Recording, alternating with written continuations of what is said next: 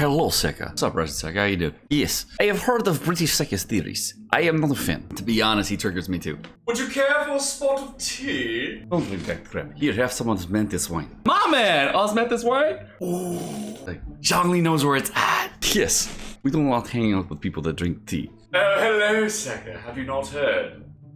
I have a theory. It's incredible. He ruins my moment. I understand why you hate him. Right?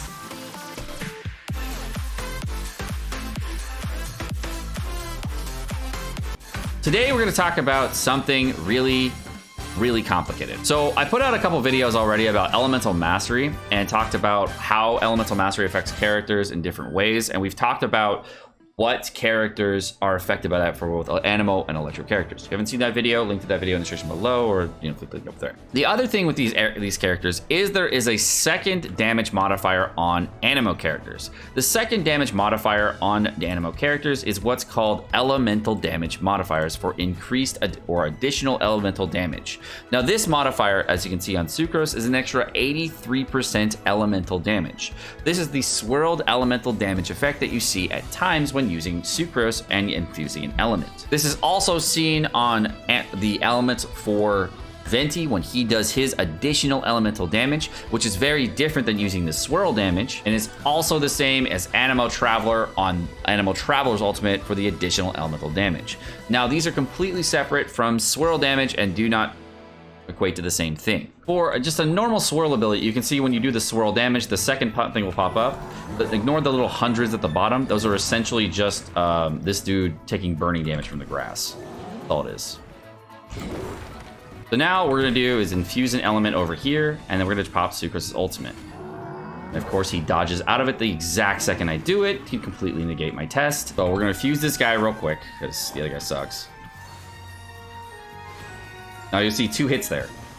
The first hit is from the additional elemental damage, and the second hit is from the swirl. You'll see the 429 is the additional elemental damage that Sucrose is applying to the enemy with the additional elemental damage proc at 83% of the actual damage being dealt. So that's what the additional elemental damage is. It is a separate proc on top of swirl that does not feed into what's called an eternal cooldown. Now, if you didn't know this about elements on enemies, I'm gonna have to deal with this in a second. Swirl has an internal elemental cooldown, and every single character in the game has an elemental cooldown when you're trying to create an elemental reactions. The amount of time difference on this can vary, but basically it's about 2 seconds. But you can also remove elements from enemies without actually creating elemental reactions, which is why sometimes you use a double E on Sucrose to then remove the element on enemies.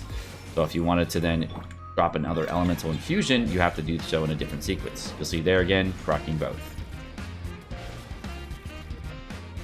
The damage for the elemental mastery that I'm actually getting from Sucrose is from the 756 elemental mastery. That's the bigger hit that you're seeing from the cryo, and the smaller hit that you're seeing is the additional damage. Now the reason this is so interesting to me is because it's been noted that there are going to be characters that are going to be coming out to the game like Kazuha that are going to have elemental mastery, and they're going to have the, of course, additional damage proc.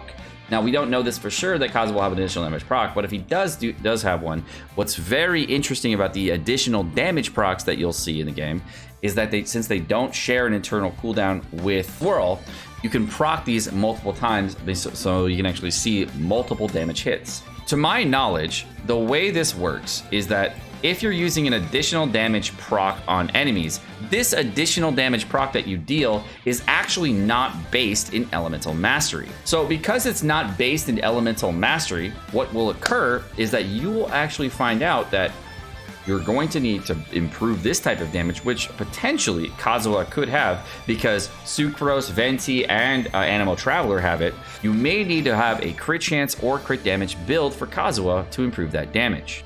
So what we're gonna do here is I'm gonna go ahead and drop a Bennett E here, and then I'm back away, use the Venti ultimate on this dude, and you'll see the first hit is a swirl, and the additional, can you infuse the element, please? There we go.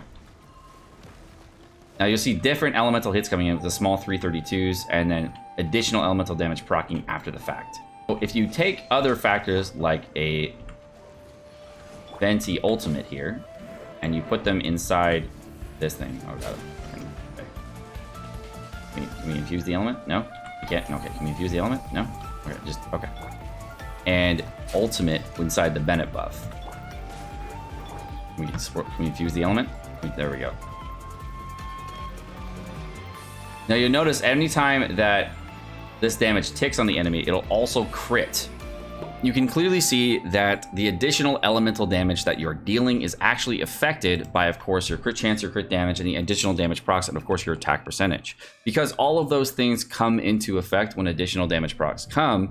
If you're building for Kazuha, potentially there is a way that you can build him that you will maximize both sets of damage. But unfortunately, as you can see here, that because we were able to almost double or more than double our damage from the additional damage proc, the amount of damage we were getting on is pretty insignificant in comparison to the other damage. However, Venti's overall damage that he's gaining from this is only in the 30s, so he isn't getting a significant amount of damage at only 30%. And it's really funny. This whole test I was doing, I actually did it with a R1 Favonius bow, you know, because Venti 2 OP. Anyways, because it's a smaller amount of damage, on the bigger procs though, we're going to see, for a bigger additional damage, you're going to see a bigger bump. Now, again, it has been rumored that Kazuha does have a very large elemental damage boost when you have additional elemental damage on Kazuha. Now, that is a very cool thing because that means that you can actually get damage from either crit chance or crit damage build for Kazuha or an elemental mastery build for Kazuha. So for both builds, you have an actual way of working him. Now, one of the things that I thought was really cool about 1.6, of course, is the main change that we're seeing to elemental mastery. But one of the changes that I would like to see for both Electro and Anemo characters, but not so much for Cryo characters, unless we're considering Shatter, for Vaporize or Melt or Reverse Melting and all that crap, is a change to the way that Elemental Mastery works against enemies. Different kinds of reactions for builds. There is basically a current meta, and the current meta is very simple. You build crit chance and crit damage on a character to boost their damage, and that's how you get the additional damage. Overall, that's the only way of really seeing big gains. If you're trying to boost the additional damage that we're going to be doing here, what's really cool is that if they wanted to boost the overall damage from Anemo characters and Electro characters, one of the best ways of doing that would be to actually speed up the way that you're doing elemental reactions. So right now we're on a 2-second cooldown timer between elemental reactions for Swirl and Electro Charge, etc. But what if they actually change the elemental cooldown timer from a 2-second reaction cooldown down to a 1-second cooldown reaction? If we had a lower cooldown on elemental reactions and consistently pop Swirl reactions and Electro Charge reactions, etc. on targets more effectively and more consistently, what would happen is we could actually build into elemental reaction builds more often on these types of characters. Currently, since we're on like crit chance and crit damage meta, and we're stuck in this crit chance and crit damage stop process and what crit and crit damage we need, we haven't been able to focus very heavily on elemental mastery for a lot of characters. However, with the changes being brought to elemental mastery, this would be a really cool change in addition to the changes that we're making right now in order to make the characters for Anemo and Electro really top tier on elemental mastery builds. And it would actually diversify the amount of builds that we can do in Genshin Impact because, to be honest, currently the game is very stagnant on what builds we can actually do, and a very simple crit chance, crit damage meta with a maximum of, say, 200 elemental mastery, which you can really get from other builds in the game, from like transferring to Sucrose or potentially Diona. The other thing that we have, of course, for elemental reactions is Crystallize for Geo characters. And in 1.6, since they're changing the elemental reactions and when they're happening, of course, one of the things that could change is the duration of shields for the Children. You can actually get more shields on the ground, and it boosts shield strength drop rate. So if you wanted to have more shields in Genshin Impact with stronger shields from Crystallize, you could also lower the cooldown between elemental reactions for Geo to, say, a 1.5 seconds instead of a full second, and from the 2-second cooldown to make it so that you get more shields on the ground for your Zhongli, your Albedo, wherever it may be, and make it so that you're getting more and more protection from these characters, which would definitely boost these characters to a whole new level. And that would change the game from having just a Zhongli shield meta for everybody just going for Zhongli to be using characters like Albedo to proc reactions with his kit so that they can actually get the elemental reaction set. Alright guys, my name is Sekapoko. Thanks for watching. Hope you guys enjoyed the video. If you guys did enjoy the video, of course, like, subscribe, all the fun stuff. You guys have a wonderful rest of your day.